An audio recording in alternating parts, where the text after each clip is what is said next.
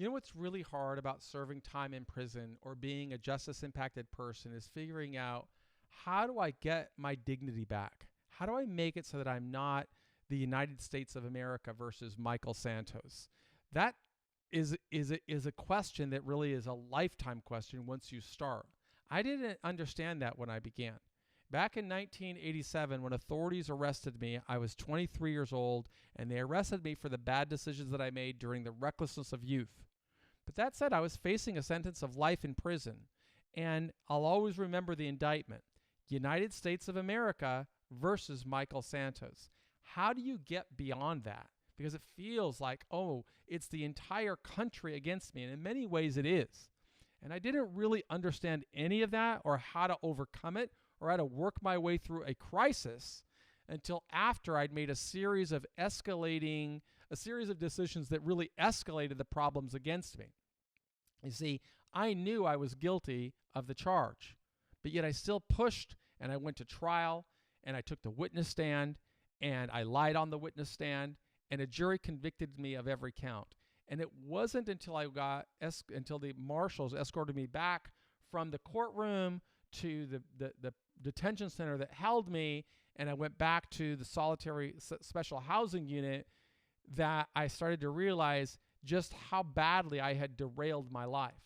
And I had to start figuring out, how am I going to make it through this? And now that I am on the other side of that journey, and I'm producing really learning resources to try and help justice impacted people find their way, I'm having to go back to those early days at the start of the journey and what I learned from leaders. And I really attribute it to an officer who started giving me a series of books that really started to change the way that I think. And once I changed the way that I think, I learned that I could start architecting a plan. And that plan requires us to define success, really make sure that we are putting priorities in place, and then that we're executing our plan every day. And that is what today's daily journal is about. These are the lessons that I send into hundreds of thousands of people in prison to help them understand, even though you're in a difficult spot right now, you could find your way through. And I would never ask anybody to do anything that I didn't do. And one of the things that I did to find my way through, to navigate through crisis, was to journal. And since it helped me through prison, it continues to help me now that I'm home. And I thought it would be helpful for me to read today's journal that I will share with members of our community. So I turn to this other section here, and we'll start reading about July the 9th, 2023, where we're writing about plan, prioritize, and executing. Since 4:02 this morning, Sunday, July the 9th, I have been working to develop our new platform, prisonprofessorstalent.com. Since we have limited financial and human resources, I feel a real sense of urgency. We are very much in startup mode. I would never ask anyone to do anything I would not do, which means I must grind, grind, grind. Writing these journals represents a great way to show our community what I mean when describing the pathway of our course, preparing for success after prison. It recommends that those interested consider these daily journal entries as a case study. Think about how a daily journal can help you reach a higher potential. Step 1, you've got to define success. I want to influence laws and policies that will open more mechanisms for people in jail and prison to work toward earning freedom through merit. Step 2, create a plan. The plan I create must anticipate opposition from people and organizations. They will argue that if a judge sentenced a person, the person should serve the time. My plan must make a compelling case showing the many reasons society benefits when incentivizing the pursuit of excellence. Policies that reward excellence bring systemic change. We must show how the plan would help society rather than a single person. Our strategy must clarify how incentives would lead to lower recidivism rates, lower expenses, and a better culture. We must promote that plan in words, pictures, videos, and audio files. Set priorities.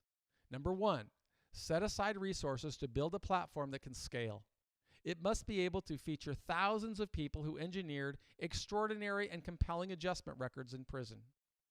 2, architect the site to lessen the likelihood of administrators opposing the platform while increasing the prospects for employers and citizens to support the platform. Number 3, work with engineers and graphic artists to create an initial design. Write the content that will explain our vision so that others can understand the value of this strategy. Number 4, build mock-ups and then test the platform. Number 5, inspire a team of others to join our initiative so that we can profile thousands of people in prison and use their extraordinary and compelling stories in our advocacy. Number 6, provide examples that will prompt people in prison to invest their time and energy to document their release plan. Teach them to prioritize their steps and build tools, tactics, and resources that will advance prospects to emerge as law-abiding, tax-paying citizens. Number 7, build a beta site featuring at least 100 active users. Identify the active users, publishing at least once each week, and converting them into ambassadors who can spread the importance of building effective release plans and memorializing preparations for success after prison. Number 8, tweak the website to feature active users, drawing attention to their cases. Show how hard they are working to prepare for success upon release rather than complaining about what happened to them. Number 9, use those stories to persuade employers and citizens to support the initiative. Seek sponsorship from corporate enterprises, small businesses, and individuals to support the nonprofit so we can cover the costs of profiling more people in prison who work to build extraordinary and compelling adjustment records.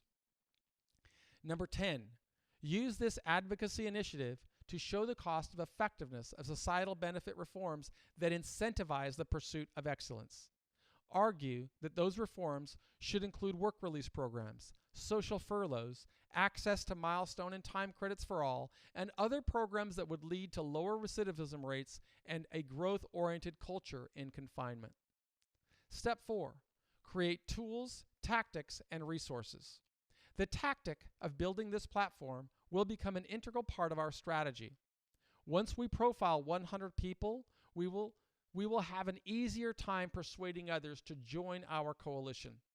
As we grow our coalition, we'll succeed in raising more resources to advance the advocacy initiatives we're after. Step 5, measure progress. I will record daily journal entries to show our work and the step-by-step guide to grow. We must be transparent, showing our efforts to all. As we grow, our team will make incremental improvements to the website. We must promote individual profiles, using technology to introduce tools to notify each participant's community. If a person takes a step toward preparing for success, we should notify the person's support network. Step 6, execute the plan daily, adjusting as necessary. Every day should show progress toward our specific, measurable, action-oriented, realistic, time-bound goals. If others hate being in prison as much as I hated being in prison, they may join these efforts to be the change we want to see. For that reason, I am encouraging all people in federal prison to connect with our advocacy team. Email interns at prisonprofessorstalent.com. Aaliyah, our Director of Advocacy, will accept all requests. Once authorities authorize Aaliyah to send messages, she will prompt recipients with ideas on what to write on their profiles. To start, she will ask them to create a biography. Family members can send her a digital headshot to include an image. We encourage them to begin their profile with a short biography. Their elevator pitch should show their commitment to preparing for success upon release. People may want to journal daily, showing how they work daily to evolve their release plan. Then, people may want to complete lessons we send or write book reports showing how they are pursuing a self-directed pathway to be the change that they want to see. We hope that more people in prison will articulate their release plan and use journals to show their commitment to succeed regardless of their obstacles. That strategy empowered me through the 26 years I served, and I am confident it can empower others too. As evidenced by this post, I am still using the strategy today as I get closer to my 10-year anniversary since completing my obligation to the Bureau of Prisons in August of 2023. And this is what I send to people in prison. I offer a PS. I just heard from members of our community that they need to receive a mailing address and a phone number to add addresses to core links, and that's new information. So this week I will learn the costs of getting a new mailing address and phone number that we'll reserve specifically for our nonprofit. I appreciate the input. So these are the tools that I create to continue my initiative of trying to help more citizens understand what can we do to improve outcomes of America's criminal justice system, not only for justice-impacted people, not only for their children, but for society as a whole, for the people who work in prisons. In order to change the system, we really have to be thinking about the totality of the problem. And that's something I've been thinking about since authorities first arrested me in August of 1987. I am really grateful that an officer helped me learn to think differently by passing me these books, those books of Frederick Douglass, of Socrates, of Mandela, people that served long terms in prison and came back without any anger or animosity in their heart, but rather just wanted to build something better. I know that you want to build something better, and that's why I'm showing you the strategies that worked for me. You could decide whether they make sense for you, but I will continue to build tools, tactics, and resources because that is the pathway that I learned while going through prison. It is the pathway that I have learned of creating a plan, putting priorities in place, and then executing the plan, making adjustments as necessary. You can do the same thing. I hope that you continue working through our courses at Prison Professors, and I hope you know that I believe in you. My name is Michael Santos. I'm the founder of Prison Professors, and I want to thank you for being a member of our community.